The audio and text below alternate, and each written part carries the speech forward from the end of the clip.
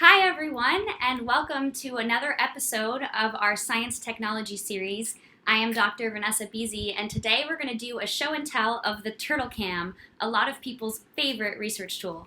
I'm really excited to share with you my story of how I decided to use TurtleCams, how sometimes it worked and sometimes it didn't, and show you all of the different special features that this piece of equipment has.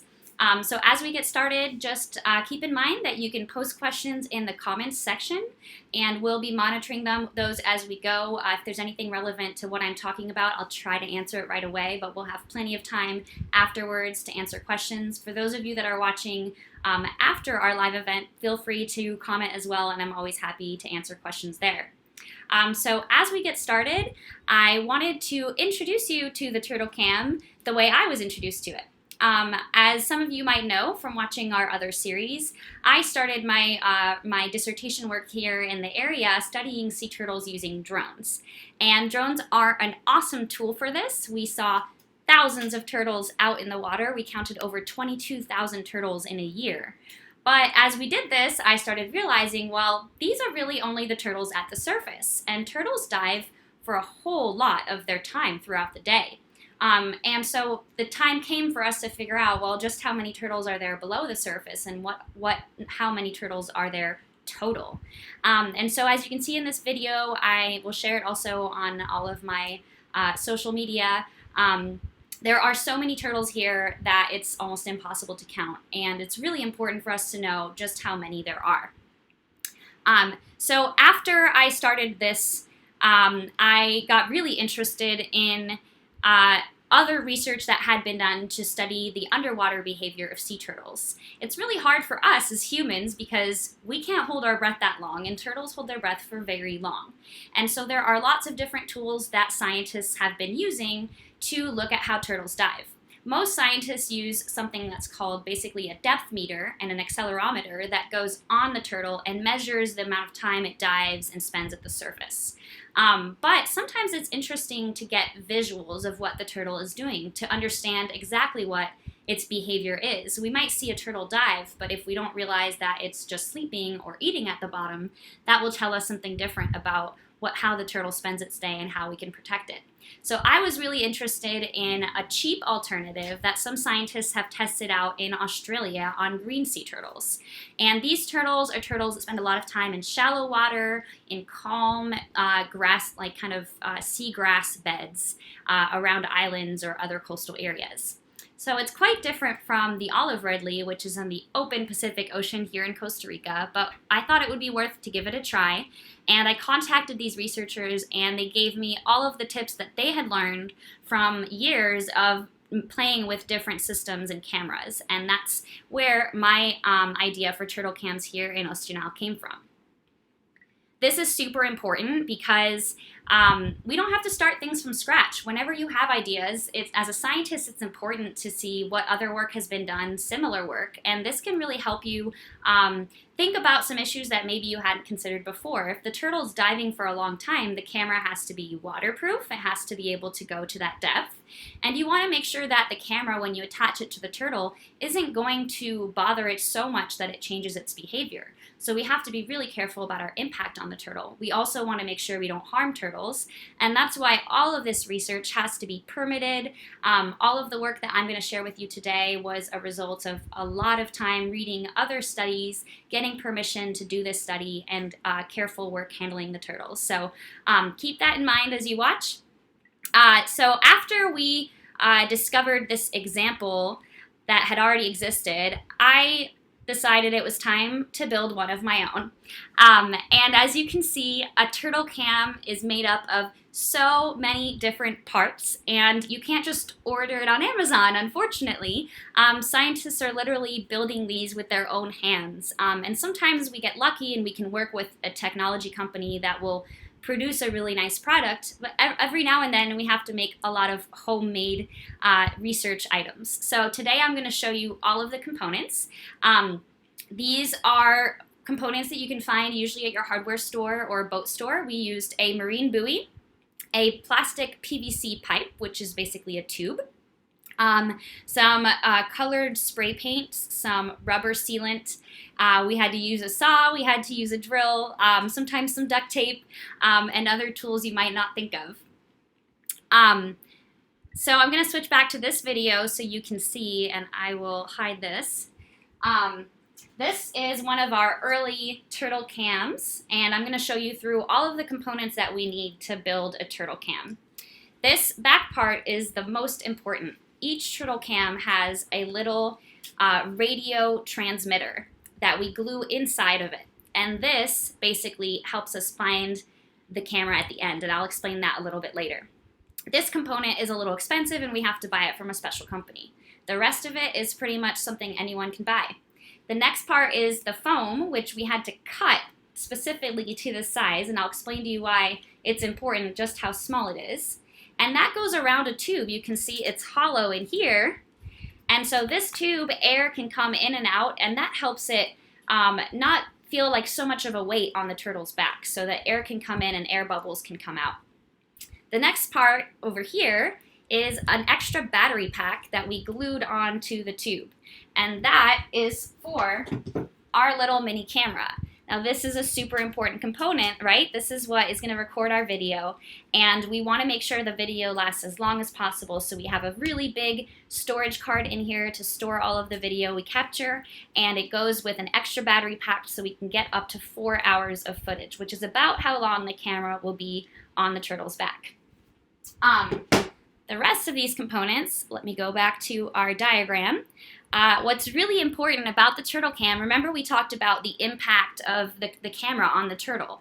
If the turtle doesn't behave the same, then I'm not going to learn anything about what a turtle normally does. So this camera is specially designed. You can see from the front that there is no surface area bigger than where the camera is. So if the turtle's swimming through the water, there won't be any extra drag than is necessary just for the camera. That's super important as well. And you can see that from the side it is long, but it does taper off. So that also helps minimize the drag that we have on the turtle. So now that we've built this camera, how in the world do we get it on a turtle and then get it back to look at the footage? Well, that is the next question I was faced with. So the first step, obviously, is to catch a turtle with permits. So trained research assistants help me capture turtles out at sea. I wanted to share this video because it really shows what the experience is like. Not every turtle is as easy to catch as an olive ridley turtle, but we have to be very careful, swim towards the turtle carefully so that we don't stress it out and scare it. And actually you'll see that once we capture the turtle, she's pretty relaxed and we can take her up onto the boat and do everything we can to keep her from getting stressed out. Once we have a sea turtle on the boat, the most important thing, again, is to keep the turtle comfortable and safe. So we use a tire to keep the turtle on the boat because turtles have this amazing instinct that as soon as their belly feels pressure on it, they think it's time to crawl. And when you lift them up, they think it's time to swim. And this is a great instinct, but when we have to have the turtle on the boat, if she has pressure on her belly, she is going to be moving around like crazy. So the tire is perfect because it elevates the turtle a little bit and she doesn't feel any pressure on her belly, so she stays very calm. We also use lots of wet towels to make sure she doesn't get hot. If we can keep her in a shady spot, we do that as well. And it usually helps to put a towel over the turtle's face so they don't get scared away. And so here you can see a turtle that has the turtle cam attached and we're about to release her. I'm going to explain a little bit what you see in these pictures so you understand just how we attach it. So the first important component of the turtle cam is that we are going to collect all of the data that we can from this turtle. We always have measuring tape and a data book to take all of the measurements from the turtle to know just how big it was, and we also apply a flipper tag so that if we catch it again, we know it's the same turtle. Once we've collected all that data, we prepare the turtle to attach the camera. Now, you might think that a sea turtle shell has no feeling, but their shells are kind of like your nails. So we can sand it down. It's a surface that can feel, but you can easily sand it down to roughen it up a little bit, clean off the shell of any algae so that you can properly glue the camera on. we use these tiny little pieces of mesh fabric, and we use a very quick dry glue so that we can attach this little piece to the turtle shell without harming it. And onto that piece, we will use zip ties and a very special component. This is a release link that fishermen usually use for their crab traps. And these disintegrate in seawater over time, and so eventually it will pop off. So using the zip tie, we attach this part to the turtle. That way it will detach, and even what we've glued onto its shell will eventually come off. So we also, I didn't mention, but we have sandpaper to roughen up the shell a little bit so that it can glue well.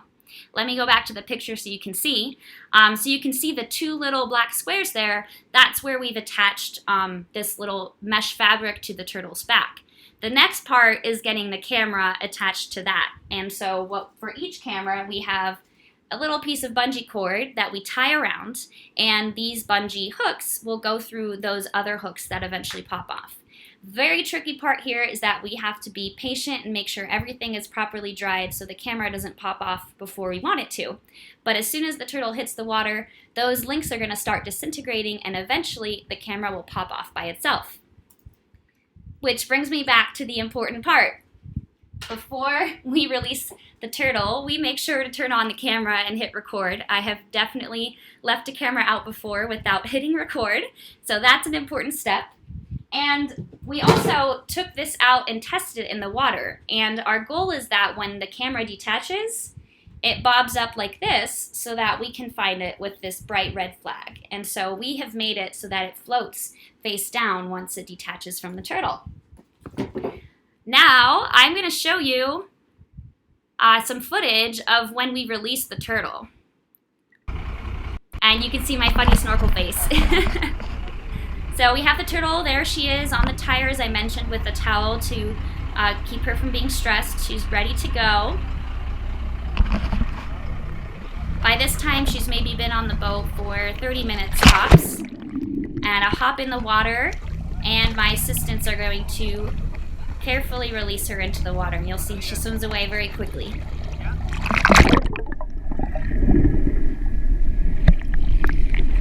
And off she goes. And now comes the hardest part of having a turtle cam. Once we've released the camera, we basically sit and wait for 4 hours for that camera to come back off of the turtle. And as soon as we think it's popped off of the turtle, it's time to start looking for it. And this is a really tricky process. So we have a special piece of equipment called a radio receiver that can hear little pings that come from the antenna on our camera. And I'm going to turn it on so you can hear a little bit what it sounds like and just how hard it is. But the concept is the closer you get, the louder it is, and you use an antenna to find the direction where the camera is until you run into it. So this is what it sounds like.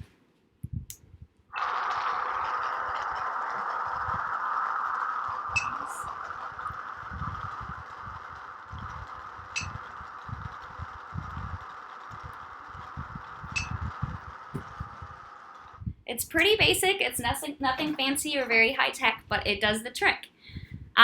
So now I'm going to go back to our footage so you can see, well, not that one. So you can see what it's like. I imagine listening to that sound for a very long time, trying to figure out which way the beep is coming from. This is where it gets really tricky. We only find 1 out of every 2 cameras that we have released. And so it's very hard to relocate that camera here in the Pacific Ocean with the crazy currents that we have. But every now and then we have recaptured the camera. One time we lost the camera, but we found the buoy. So it's been a hit or miss. But I'm going to share with you now one of the videos that we got so you can see what the video footage that we are getting from these turtles is like.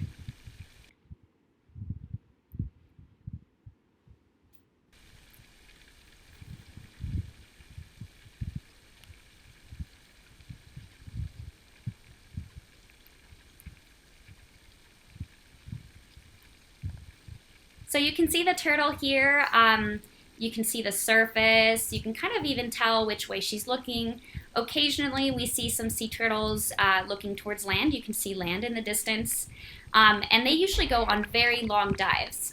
So my job now as a scientist is to figure out how do I take this video and actually get scientific data from it. And so I watch hours and hours of video and write down everything the turtle does to figure out just how long she's taking a dive, is she eating anything, how long does she spend at the surface. These are all great questions that we can ask, and we can also observe what she's eating and what other turtles or other species she might see.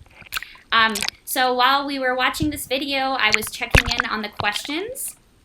And I see that someone asked, what do we do if the turtle gets stressed? And that's a great question.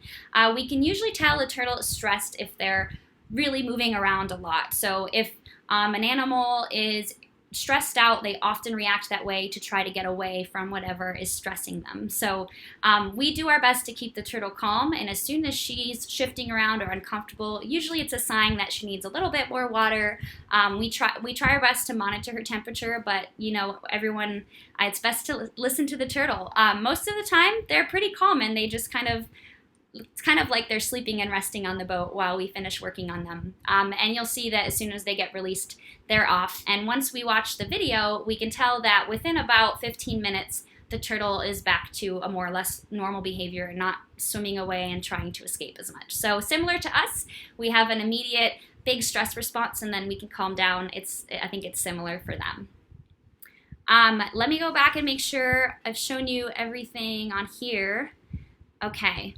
I'm going to open up for more questions, see if anyone else has anything else that you want to see of the turtle cam, or any other questions that you might have about what we've seen. So far, our biggest challenge has been getting the cameras back, and so that is why we've been planning to use an underwater drone. And the best part about this is that we don't have to catch sea turtles any longer. Now we can basically just find them and follow them. So it's less stress for the turtle, it's a lot easier on us, and this way we don't risk losing cameras, and we can make sure that we have all of the footage. So that's the next step in our research, has been moving towards underwater drones. If anyone has questions, again, I'm checking in, but we'll probably sign out soon. We have coming up on Thursday, we're going to do another tutorial or explanation of our water quality monitoring program. If you don't have the Swim Guide app, or if you haven't seen that website, check it out. We're currently posting water quality results for bacterial indicators in the water here in the Nosara area, and we will be doing that on a weekly basis as soon as the beaches reopen. So join us on Thursday at the same time to learn about that project. We even have a virtual tour that you can go on of the beaches if you miss going to the beach. I'll check the questions one more time. It looks like we don't have anything new coming in. So I hope that you enjoyed learning about the turtle cam. Remember, all of this was part of permitted research projects, and through this, we're hoping that we can learn more about sea turtles' behavior here in the area, understand how much they're diving, just how many turtles there are, and how they're using the habitat here. We're looking forward to getting more footage with the underwater drone and sharing that with all of our followers as soon as we get back to our research. Have a wonderful day.